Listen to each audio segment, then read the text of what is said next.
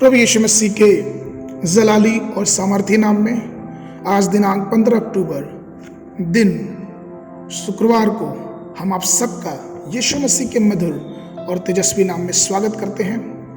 आज का विषय है विश्वास और अभिषेक। यूहन्ना रचित सुसमाचार उसका 7वां अध्याय उसके 38 और 39 पद में वचन इस प्रकार से कहता है, जो मुझ पर विश्वास करेगा, जैसा पवित्र शास्त्र में आया है, उसके हृदय में से जीवन की जल की नदियां बह निकलेगी।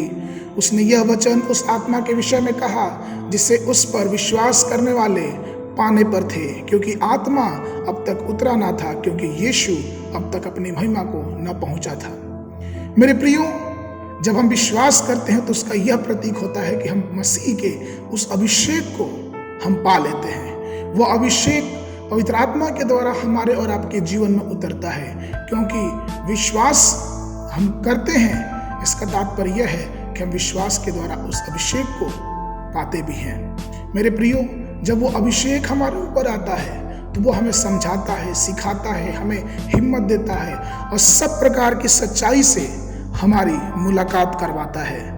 और जब हम विश्वास करते हैं तो पवित्र आत्मा जीवन के जल के समान हमारे जीवन के अंदर काम करता है। उस मसीही अनुभव को जो मुक्ति और बपतिस्मा के द्वारा हमें मिलता है, उस अनुभव को हम उस अभिषेक के द्वारा प्राप्त करते हैं और मसीही जीवन में आगे बढ़ते जाते हैं। इस बात को हम देखने पाते हैं जब पौलुस जब इफिसुस में पहुंचा था, प्रेरितों के काम उसका 19वां अध्याय उसका 2 और 6वें पद में, वहां पे पौलुस इस प्रकार से कहता है, उसने उससे कहा, क्या तुमने विश्वास करते समय पवित्र आत्मा पाया? उन्होंने उससे कहा, हमने तो पवित्र आत्मा की चर्चा भी नहीं सुनी। और जब पौलुस ने उन पर हाथ रखे तो वह उन पर पवित्र आत्मा उतरा और भिन्न भिन्न भाषा बोलने और भविष्यवाणी करने लगे। मेरे प्रियो, पवित्र आत्मा में आगे बढ़ना, पवित्र आत्मा में मजबूत होना हमें बहुत ही आवश्यक है। बहुत से लोग विश्वास करते हैं लेकिन वो पवित्र आत्मा के अभिषेक नहीं पाते हैं, वो पवित्र आत्मा के अभिषेक के आनंद को नहीं समझ पाते हैं। और कई लोग का तो यह गलत मत है कि जिस समय उन्होंने बपतिस्मा पा लिया उन्होंने परमेश्वर के अभिषेक को प्राप्त कर लिया। नहीं प्रियो, ऐसा नहीं है। हमें परमेश्वर के अभिषेक की जरूरत है, हमें उसकी सामर्थ्य की जरूरत है जो हमें पवित्र आत्मा के द्वारा मिलता है। और जब अपनी आंखों से उस परमेश्वर के प्यार को देखेंगे कि वो किस प्रकार से हमसे प्यार करता है और अपनी सामर्थ्य दे के पवित्र आत्मा के द्वारा हमारे और आपके जीवन में अपनी अलौकिक सामर्थ्य के हमारी वो अगुवाई करता है। इसलिए तो मत्ती 7 और 11 पद में कहता है, यदि तुम बुरे होकर अपने बच्चों को अच्छी वस्तुएं देना जानते हो तो तुम्हारा स्वर्गीय पिता जो स्वर्ग में है अपने मांगने वालों को अच्छी वस्तुएं क्यों ना देगा।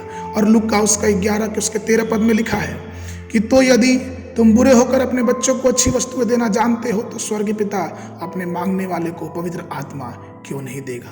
मेरे प्रियो, हम जितने भी यीशु मसीह विश्वास करते हैं, हमें चाहिए कि हम उस पवित्र आत्मा की मांग करें, उस आत्मा की सामर्थ्य को अपने जीवन में उतारे, क्योंकि जब वो पवित्र आत्मा का अभिषेक हमारे जीवन में आएगा तो हमें शुद्ध करेगा और हमें अपनी उपस्थिति में लेकर चलेगा, जिस उपस्थिति में आनंद की भरपूरी है, जिस अभिषेक में उन सारी खुशी की भरपूरी है जिसको हम आज तलाश रहे हैं।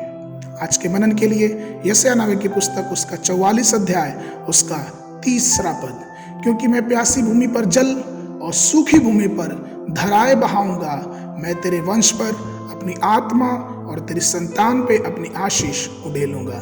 परमेश्वर आप सबको आशीष देवे।